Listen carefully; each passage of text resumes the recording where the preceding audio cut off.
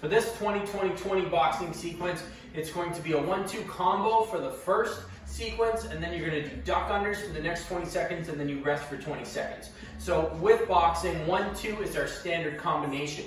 1 is our jab and 2 is our cross. When you set up for your boxing, I'm going to step back 1 foot forward. So whatever my dominant leg is, I'm going to be back. So if you're left-handed or left-legged, you're going to have that left leg back. Myself, I'm right. So I'm going to bring my feet back, about shoulder width apart, point my toes out 12 o'clock in that front leg, and then we have 3 o'clock in that back leg, and then we shift them into about 1 and 2 o'clock. I'm going to sit 60% of my weight on that back leg, 40 in front. Boxing, it all comes from the hips. So for the first 20 seconds, hands in front, 1, like I said, coming from the hips, so I'm shifting over, and then 2. 1, 2, reset, 1, 2, reset, 1, 2. As you get more comfortable with it, you can start to build up the speed, especially with subsequent rounds. If I take my hands out of the equation, watch what my hips are doing.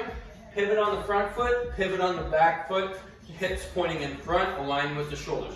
Front foot, back foot. And essentially that's where all your power is coming from. So 1, 2, 1, 2, back and forth like so for 20 seconds. And then the second exercise is actually a dodge move or a duck move. Call them duck unders. So from here, same position, and ultimately it's kind of like a little squat. You would perform this move if someone was coming at you with a hook or a cross and you're going to duck under it. So from a side angle view here, watch what happens. I basically duck down to about a quarter squat, and then I roll back, duck down, roll back, duck down, roll back. So it's going to be 1, 2, 1, 2, 1, 2, 20 seconds, and then under, back, under, back. When I do any type of boxing sequence, I like to have a mirror in front of me so I can watch what's happening.